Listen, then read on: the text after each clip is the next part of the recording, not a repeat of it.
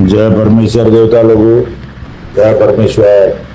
हिंदू, मुसलमान और अंग्रेज अपनी अपनी औलाद बचाने के लिए इस किताब जगदीतकारनी के मजमून को पढ़ करके बंदोबस्त करो तो तुम्हारी औलाद को अच्छी तरह से सुख मिले। यह जगदीतकारनी जिसको श्री अनूपदास प्रिंटिंग प्रेस चावनी एरमपुरा में साहब के प्रसिद्ध किया, तारीख 17 अप्रैल सन 1909, जावेसास बुद्धि 12 संवत 1965। परमात्मा ने हजार हजार शुक्र उस ज्योतिष रूप निरंजन निराकार का है कि जिसने जमीन व आसमान को बनाया और तमाम सृष्टि को पैदा किया, परंतु उसकी कारीगरी का भेद किसी पर जाहिर नहीं हुआ कि क्या भेद है। फिर मेरी जबान से ईश्वर परमात्मा की तारीफ अदा नहीं हो सकती। और दूसरा मजमून बद्र समुद्र के सो कलम से लिखा जाता कि जो जो करतब मैंने इन सौदागर हजनान के देखे वो अजब तरह के नजर आए, जिससे मुझ गरीब साध अनूपदास को तमाम जान के हिंदू मुसलमान और साध संत और पंडित फकीर और मुल्कों के राजा महाराजा और सातों आठों और सब विलायतों के बादशाह और दिगर अंग्रेज वगैरह की खिदमत में हाथ जोड़कर अर्ज करना लाजिम है। ये अनूपदास जी महाराज पूरी दुनिया के राजा बादशाह, साधु फकीर, पंडित, जोगी, जति, विद्वान जो भी दुनिया में है, ज्ञानी ध्यानी, सबको हाथ जोड़ के अर्ज कर रहे हैं भाइयों कि मेरी बात पे गौर करो। और जो दुनिया में बुरा हो रहा है, आपदा विपदा घटना दुर्घटना और जो भी किसी भी प्रकार की बुराई हो रही है, उसके जिम्मेदार हिंदुस्तान के सौदागर बनिए बेईमान लंका के ढेड़े जो हिंदुस्तान में धर्मात्मा बन के बैठे हैं। वो राक्षसी पाप चलाते हैं जब दुनिया में बुरा होता है, और उनकी राक्षसी पाप करने की फैक्ट्री जिसको दुनिया सुरग नरक बोलती है भाइयों, मुसलमान जन्नत बोलते हैं, अंग्रेज हेवन हेल्थ बोलते हैं, वो इनके पाप करने की जगह है। उसकी शोध करो और उसका पता लगाओ और पता लगा के उस जगह को नष्ट करो ताकि दुनिया में सतयुग हो जाए। इसलिए भाइयों अनूपदास जी महाराज किताब जगदीतकारनी के माध्यम से पूरा गारंटी के साथ सबूत दे रहे हैं और इस सबूत को लेकर के इंसाफ करना है। सज्जनों से ये प्रार्थना कर रही है कि झूठ और सच की तलाश करो भाइयों और इस पाप का खात्मा करने में मददगार बने। और जब तक हिंदू मुसलमान और अंग्रेज सब लोग एक साथ नहीं आएंगे, जब तक इनका खात्मा नहीं होगा, जब तक ये पाप मिटेगा नहीं। ये रावण से भी भयंकर पाप है, ये कंस से भी भयंकर पाप है, हन्नाकसम से भी भयंकर है और कारून से भी भयंकर है।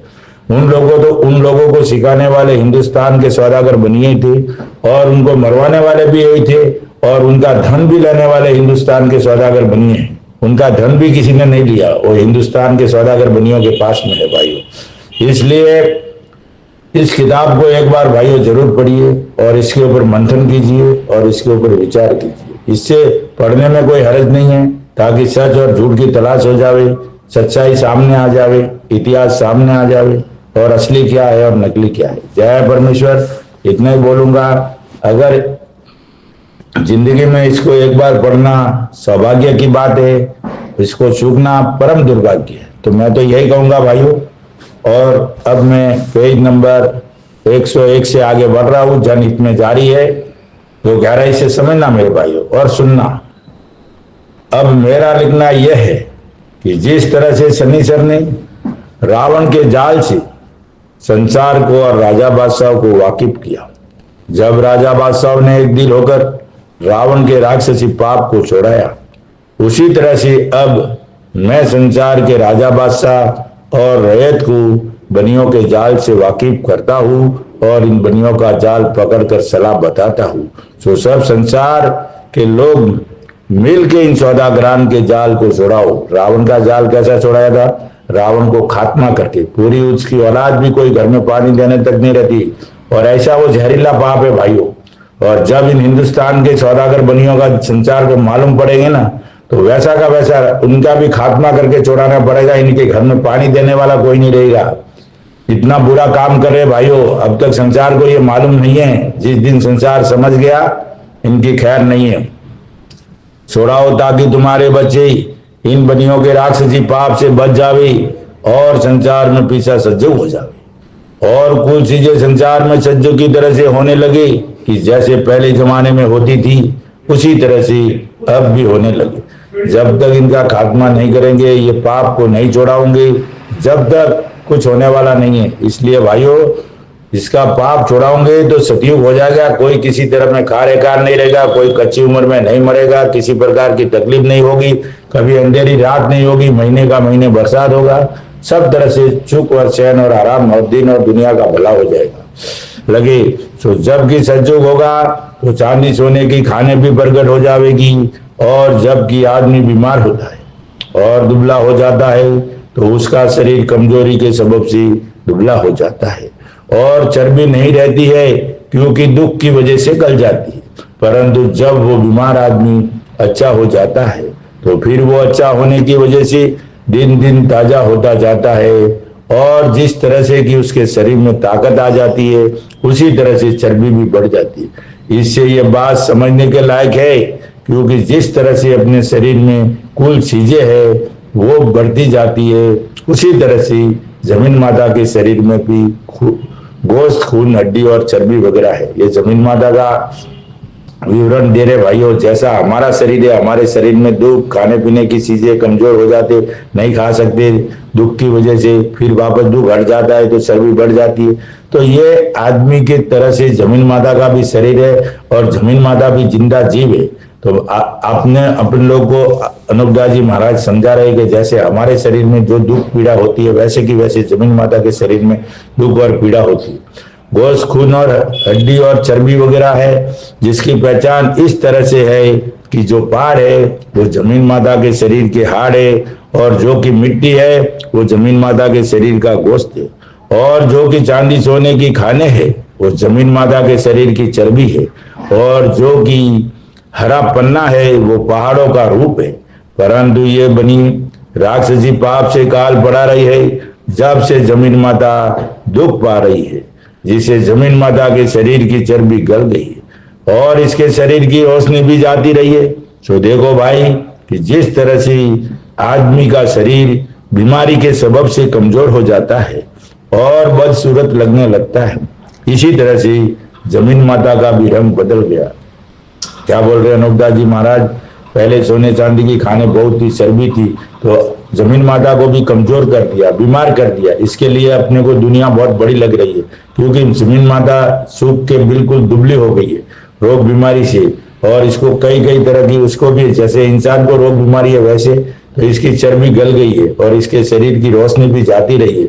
तो देखो भाई, जिस तरह से आदमी का शरीर है बीमारी के सबब से कमजोर हो जाता है और बदसूरत लगने लगता है, इसी तरह से जमीन माता का भी रंग बदल गया है कि जो कोई भी नहीं पहचान सकता है, और कोई पहचान ही नहीं कर सकता है ना आज की तारीख में। लेकिन हिंदुस्तान के बनियों को सब मालूम है जमीन माता कितने विश्वासुखी है। रावण के घर में ये पहचान थी, कंस के घर में थी, कारून के घर में, हिरण्यकश्यप के घर में, वो सब जमीन माता की पहचान जानते थे कि जमीन माता जिंदा जीव है। इसलिए तो वो पाप करते थे ना, तो वो पाप लग जाता था। पहचान से कोई भी नहीं पहचान सकता है, और जमीन माता का शरीर तो मालिक ने अपनी कुदरत से और ही किस्म का, और आदमी और जीवा जुन का स्वरूप और ही तरह का बनाया है। मुझे रूप अलग अलग बनाया, तरीका अलग अलग बनाया है, लेकिन सिस्टम जो हमारे शरीर में काम करता है वो का वो सिस्टम जमीन माता के शरीर में भी काम करता है।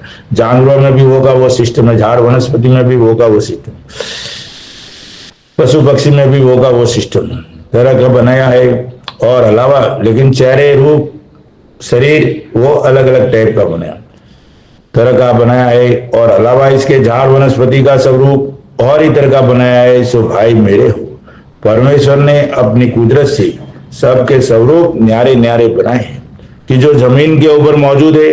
सो तुम तमाम जान के लोग इस बात का ख्याल दिल से रखना कि जिस दिन तुम तमाम जान के लोग एक दिल होकर इन बनियों के जाल को छुड़ाओगे, जब जमीन का शरीर तैयार हो जाएगा, जिस दिन पाप छूटेगा उस दिन जमीन का शरीर आपको समझ में आ जाएगा। इसकी पहचान भी आपको हो जाएगी कि जमीन माता कैसी हरी भरी हो गई है और कैसे एकदम शरीर इसका खिल गया है।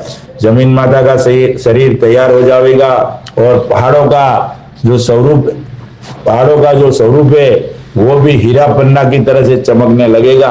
और हीरा पन्ना ये पहाड़ है, परंतु जब जमीन माता की बीमारी जाती रहेगी, जब कुल चीजें मेवा, मिष्टान वगैरह और चर्बी वगैरह सज्जू की तरह से होने लगेगी। जब भाइयों बीमारी हट जाएगी तो ये सब चीजें होने लगी। जमीन जो पहाड़ों का स्वरूप वो भी हीरा पन्ना की तरह से चमकेगा, पहाड़ भी चमकने लगेंगे। कभी कभी झूठी किताबों में भी उसका विवरण दिया गया है कि वो पहाड़ के ऊपर जड़ी बूटी लेने को तो सब जगह लाइट लग रही थी, तो लाइट नहीं लगती, वो रोशनी थी। ऐसी शरीर में जमीन माता के शरीर में रोशनी थी, तो कहीं कहीं वो रोशनी से ऐसा लाइटें दिखती थी।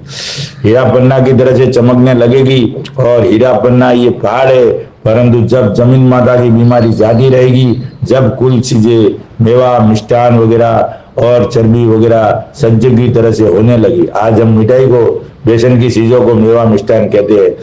उस सतयुग में मेवा मिष्ठान किसको बोलते थे भाई? बादाम, काजू, पिस्ता, ये सब खाने पीने की चीजें, एक से एक फलदार और एक से एक आइटम होती थी, उसको मेवा मिष्ठान कहते थे।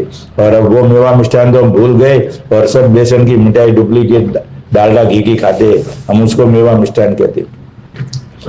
जब ये जानना कि बनियों ने राक्षसी पाप छोड़ा है, नहीं तो ये बनी ये अपने को पहचान बताई कि इस तरह से ये होगा, पाप छोड़ाओगे तो, नहीं तो ये वापस आपको गुमराह कर देंगे।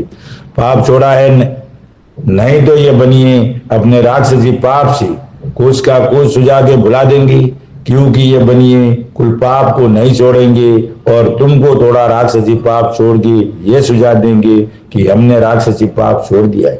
सो ये बात तुम अच्छी तरह से ख्याल करना कि जब ये बनिए पाप को छोड़ देवेंगे, जब तो कोई भी कच्ची उम्र में नहीं मरेगा और तुम तमाम दुनिया के लोगों की ऐसी बुद्धि हो जाएगी कि एक एक को साने लगेगा। इतना हेत इरादा बढ़ेगा, कोई कच्ची उम्र में नहीं मरेगा भाइयों, और एक एक को साने लगोगे।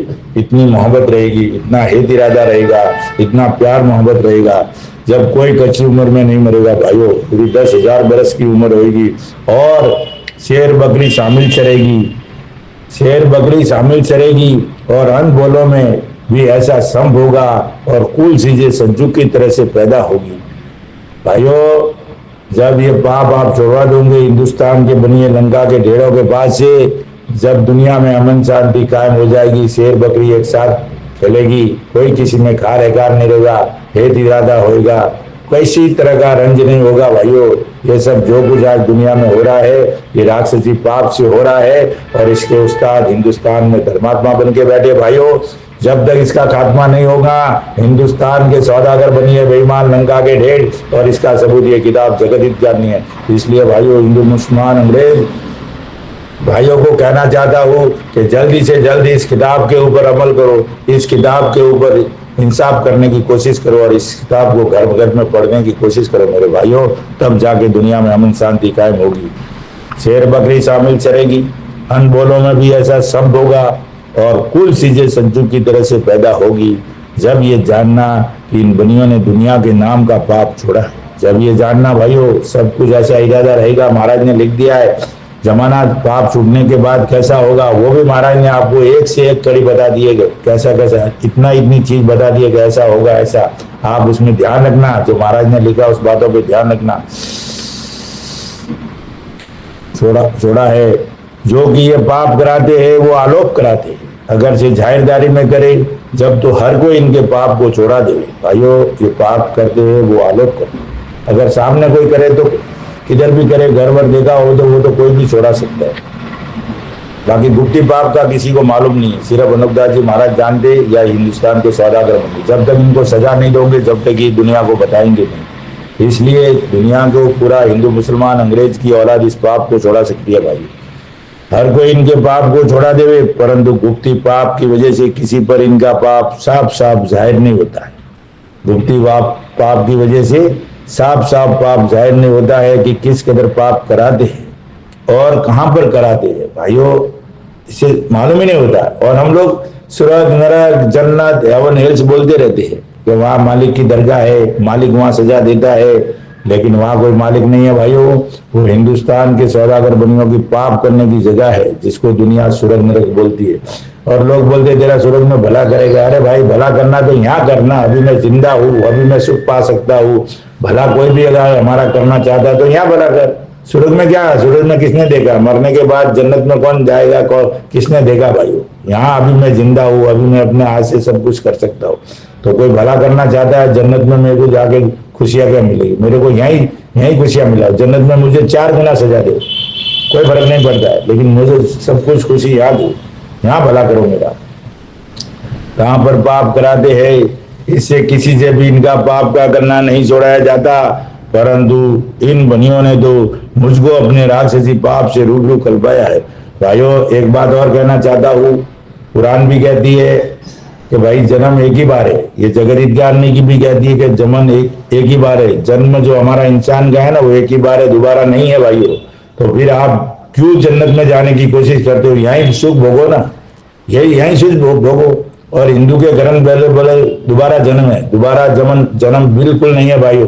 उसका उदाहरण ऐसे है कि जो हम खेत में पौधा लगा देते, जो बीज बोते हैं, वो बीज क्या हमको वापस मिलता है, क्या नहीं मिलता है, उसका वंश मिलता है। इसलिए दोबारा जन्म नहीं है भाइयों, जन्म एक ही बार है। कोई दावा कर रहा है, ये सब झूठ और गलत फहमियां हमको गुमराह करने के लिए कर रही, लेकिन जन्म एक ही बार है। इसलिए भाइयों जन्नत में या स्वर्ग नरक में या हेवन हेल्थ में कुछ मिलने वाला नहीं है, वो तो बनियों के पाप करने की फैक्ट्री है, वहां कुछ भी नहीं मिलेगा। ये हिंदुस्तान के सौदागर बनिए बेईमान रंगों के पाप कर, रंगा के ढेड़ों के पाप करने की जगह वहां क्या मिलेगा, कुछ मिलने वाला नहीं है। उसके भरोसे हमारी जिंदगी खराब मत करो भाइयों, कोई भी जन्नत में जाने की कोशिश मत करो। जो भी सुख भोगना हो यहीं आराम से भोगो, न्याय नेकी में चलो, प्रेम मोहब्बत से चलो, दया धर्म में चलो भाइयों, कुछ भी मत करो बुरा, यही सब कुछ है। और हिंदुस्तान के वो तो सौदागर बनियों के पाप करने की जगह है, वहां आपको कुछ भी नहीं मिलेगा। जो कुछ है वो यहाँ अच्छा करना सीखो, यहाँ मालिक के ध्यान में रहो, सब कुछ अच्छा होएगा। और कहां पर कराते हैं, जिसे किसी से भी इनका पाप का करना नहीं छोड़ाया जाता, परंतु इन बनियों ने तो मुझको अपने राक्षसी पाप से रूबरू कर पाया। अनूपदास जी महाराज को हिंदुस्तान के सौदागर बनियों ने रूबरू आमने सामने कर पाया। इससे इनकी चोरी मालूम हुई है, और जिस कदर पाप से नुकसान हो रहा है वो मैं अपनी नजरों से देख रहा हूँ। भाई इस लाइन को जरा ध्यान में रखना, वापस दोबारा पढ़ता हूँ कि अनूपदास जी महाराज क्या कहते हैं। ये पढ़े लिखे सज्जनों के लिए, खास करके जो अपने आप को बताते हैं ना अनूपदास जी महाराज, कोई फोटो पूछ रहा है, कोई क्या कर रहा है, उनके लिए खास है। अगर ये कलम समझ में आ जाए, ये लाइन समझ में आ जाए, तो बड़े गहराई से विचार कर लेना इसके ऊपर। ये समझाने के लिए बोल रहा हूँ, ये मैं जाहिर नहीं कर सकता हूँ। रूबरू कर पाया, इसके इनके चोरी मालूम हुई, और जिस कदर पाप से नुकसान हो रहा है वो मैं अपनी नजरों से देख रहा हूँ। आज मैं किताब आज पढ़ रहा हूँ, और मुझे आज अनूपदास जी महाराज बोल रहे हैं कि मैं अपनी नजरों से देख रहा हूँ। ये किसके ऊपर लागू होती है, कब लागू होती है, कैसे लागू होती है, जरा ख्याल करना। मैं अपनी नजरों से देख रहा हूँ, इससे आप लोगों को इस लिखे हुए पे गौर फरमाना मुनासिब है। अगर कोई दुनिया में पाप छोड़ाना चाहता है और दुनिया की बुराई मिटाना चाहता है और हिंदुस्तान के बनियों का राक्षसी पाप पकड़ के खात्मा करना चाहता है, तो सिर्फ और सिर्फ ये किताब जगदीत करने के अलावा उनके पास कुछ नहीं है। उनको इस किताब के ऊपर भरोसा रखना पड़ेगा, इसी किताब के ऊपर, तब जाके ये काम होगा, वरना कुछ होने वाला नहीं है। इससे आप लोगों को इस लिखे हुए पे गौर फरमाना मुनासिब है। आपको तो इसी किताब के ऊपर गौर फरमाना मुनासिब है। अब देखो भाइयों, अनूपदास जी महाराज क्या कहते हैं कि मालिक के घर से तो सबकी उम्र पूरी दी हुई है, मालिक के घर से तो सबकी उम्र पूरी दी हुई है, और वो पूरी उम्र कितनी है, 10,000 बरस की। और इस जमाने में तो आदमी की उम्र 125 बरस की, 125 बरस की है। ये किसने की है, ये हिंदुस्तान के सौदागर बनियों ने 125 बरस की उम्र की है। यहाँ कौल इकरार किया था, ये सब सौदागर लोग अपने मेलों में जमे होते, वहां ये लोगों ने सौदागर किया था। इस जमाने में, राक्षसी पाप के जमाने में, कल्लुकाल के जमाने में, तो इन्होंने अपने मेलों में ये तय किया था कि अब हम 125 साल तक लोगों को नहीं मारेंगे। लेकिन हुआ क्या, ये कौल इकरार से फिर गई। कैसे फिर गए भाइयों, कि अभी 125 साल तक नहीं मारेंगे तो 3 पीढ़ी आगे 3 पीढ़ी पीछे, तो ये बात तो जिंदी रहेगी, बात तो खत्म नहीं होगी। इनको ये बात, जैसे बात चल रही है, वो बात को मिटाना है, भूल जावे, समझ में नहीं आवे, इसलिए उन्होंने ये कौल इकरार से फिर गई, ताकि 3 पीढ़ी पीछे 3 पीढ़ी, तो बाप अपने पोते को सब बात बता देगा कि तेरा बाप ऐसा था कि ऐसा था। तो भाइयों ये बात यानी जिंदी रहती है हमेशा, मिटती नहीं, क्योंकि पीछे 3 पीढ़ी आगे 3 पीढ़ी, तो ये बात खत्म ही नहीं होती। तो इन्होंने क्या किया कि ऐसे तो हमारा पाप चलता रहेगा और जाहिर होगा, तो ये लोग हम पकड़े जाएंगे, आगे की बात पीछे की बात सदियों की बात चलती रहेगी और इतिहास इनको मिलता रहेगा। तब ये कौल इकरार से फिर गई। तो फिर अभी तो कैसा भी तरह से मार दे, तो ये गर्भ में भी मार दे और कम उम्र में भी मार दे और जैसे चाहिए वैसा मौत कर दे। तो ये कौल इकरार से फिर गई। अपने आप में कौल इकरार किया था पंच सौदागर लोगों ने। 125 वर्ष की है, सो 125 वर्ष की उम्र मेरी भी है। अब अनूपदास जी को यहाँ आपको पहचानना है कि वो कौन है। अनूपदास जी वो आदमी कौन है। अब ये ऐसा क्यों लिख रहे है, ये बात छोटी लिख रहे, बड़ी लिख रहे, ज्यादा में लिख रहे, कम में लिख रहे, तो यहाँ आपको समझना है कि 125 बरस की उम्र मेरी भी और मेरा जन्म चैत्र सुदी सदस संवत 1905 का है। ये जब दुनिया में प्रवेश किया, जब चैत्र सुदी से वो दिन था, ये दुनिया के अंदर प्रवेश किया जब का है। सो इस मिति और समझ से लगाकर समझ 2030 तक मेरी उम्र होनी चाहिए, यानी 2030 तक मेरी उम्र होनी चाहिए भाइयों। तो फिर 1971 में जो जागोड़ा में समाधि ली वो कौन है भाइयों, उसका ख्याल करो कि वो कौन है। ये महाराज यहाँ कहते हैं कि 2030 समझ 2030 तक मेरी उम्र होनी चाहिए। समझ 1905 का है, सो इस मिति और समझ से लगाकर समझ 2030 तक मेरी उम्र होनी चाहिए। तो समझ 1971 में या 1971 में जैसी समाधि ली, 50 साल पहले समाधि ली, वो कौन था भाई। तो यहाँ भी ये कलम से वो खारिज होता है भाई, जो जागोरा है वो ये कलम से खारिज हो जाता है। मेरी उम्र होनी चाहिए, पर ये कलम और आगे की बात करती है और बड़ी बात कहती है ये कलम। उसके ऊपर गौर करना कि मेरी उम्र होनी चाहिए, 2030 तक मेरी उम्र होनी चाहिए, क्योंकि ये कुछ आदमी की दी हुई थोड़ी है। अब इस कलम को आपको ध्यान में रखना भाइयों कि मेरी उम्र होनी चाहिए 125 2030 तक मेरी उम्र होनी चाहिए, क्योंकि ये कुछ आदमी की दी हुई थोड़ी है, ये तो परमेश्वर की दी हुई। तो भाइयों परमेश्वर की दी हुई कितनी है, 10,000 बरस की उम्र है, और आदमी की दी हुई कितनी है, 125 बरस की। हिंदुस्तान के सौदागर बनियों ने कौल इकरार किया, उसमें कितनी उम्र की हमारी, तो 125 बरस की उम्र किसने की, हिंदुस्तान के सौदागर बनियों ने की। और यहाँ माली अनूपदास जी महाराज कहते कि मेरी उम्र 2030 तक होनी चाहिए, यानी एक हवाला दिया है 10,000 उम्र के ऊपर, एक हवाला दिया, पूरी उम्र का हवाला दिया कि 2030 तक मेरी उम्र वो भी पूरी है 125 साल और मालिक की दी है। ये आपको समझाने के लिए एक हवाला दिया है कि 2030 तक मेरी उम्र, क्योंकि ये कुछ आदमी की दी हुई थोड़ी है, ये तो परमेश्वर की दी हुई। अगर ये कलम आपको समझ में आ जाए ना, तो अनूपदास जी महाराज की उम्र भी 10,000 बरस की। इसी तरह से कुल जहान के लोगों की उम्र 125 बरस की है, परंतु ये किसी को भी पूरी उम्र नहीं पाने देते हैं और कच्ची उम्र में मार देते। सो इस पाप की वजह से लाखों में 1-2 की ही पूरी उम्र होती है। इस क्या बोलते, इस पाप की वजह से कच्ची उम्र में मार देते हैं। सो इस पाप की वजह से लाखों में 1-2 की पूरी उम्र होती है। सो मुझको तो इस बात का गम नहीं, परंतु ये बनिए मुझको अपने राक्षसी पाप से कच्ची उम्र में मार देंगे, इस बात पर अलबत्ता गम है कि मुझको मार भी सकते हैं, जादू में वो ताकत है, इस बात पर अलबत्ता गम है। ये दुनिया को बता रही है, अगर ऐसा नहीं बताएंगे तो दुनिया क्या समझेगी, दुनिया को ये करेंगे, लेकिन उनको कोई मार ही नहीं सकता है। मुझको मार देंगे तो फिर बनियों की चोरी कौन जाहिर करेगा, क्योंकि बनियों के तो दिल में यह है कि इसने हमारा जाल पकड़ा है, सो इसको मार देंगे तो हमारे वास्ते अच्छा है। ऐसा बनिया सोचते हैं कि इसको मार देंगे तो हमारे वास्ते अच्छा है, जाहिर नहीं करेगा, क्योंकि ये हमारा जाल फिर अच्छी तरह से चल निकलेगा, फिर वापस हमारा जाल अच्छी तरह से चलेगा। इससे ये बनिए मुझको अपने राक्षसी पाप से मारना चाहते। मारने की तो बहुत कोशिश की, बिजलिया भाकर में उनको डाला, फिर लाल गुवाड़ी गुजरात में जाके बाहर निकाला, तो उन्होंने बहुत कुछ कोशिश की मारने की, लेकिन वो सब भूल थी। और बनिए न तो पहचान पाए अनूपदास जी महाराज को और न कुछ कर पाए। इसके लिए अनूपदास जी महाराज बनियों से एक कला आगे है, इसके लिए पाप पड़ा, नहीं तो इतने बड़े खतरनाक लोगों से बचना बहुत मुश्किल की बात है।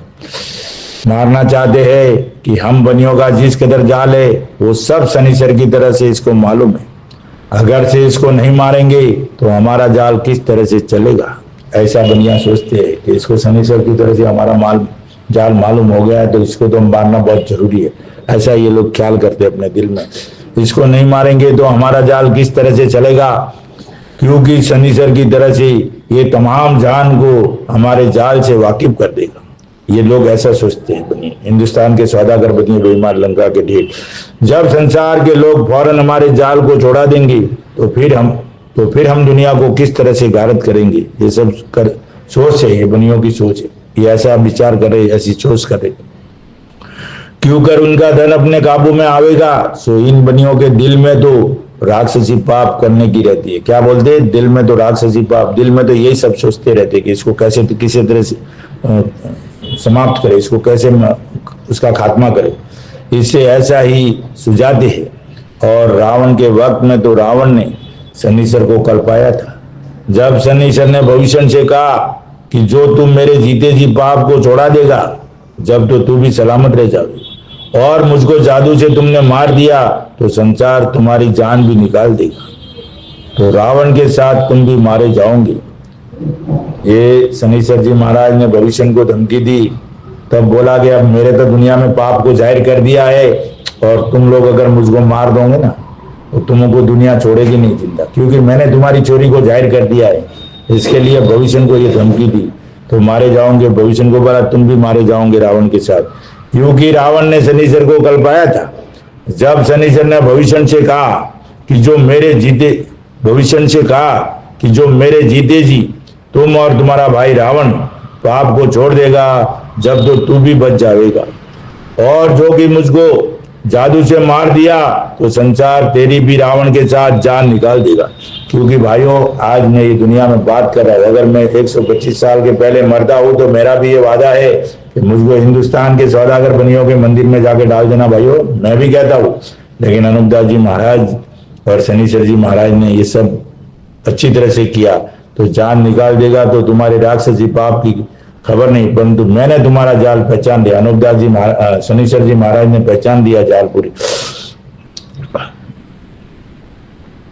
और दुनिया को बता दिया और मुझको जादू से मार दिया तो संसार तेरी भी रावण के साथ जान निकाल देगा, क्योंकि संसार को तुम्हारे राक्षसी पाप की खबर नहीं है, परंतु मैंने तुम्हारा जाल पहचान लिया है। शनिश्चर जी महाराज ने पूरा रावण का जाल पहचान लिया था, इसलिए उनको भविष्य को भी चैलेंज कर दिया और दुनिया के सामने भी बात रख दी।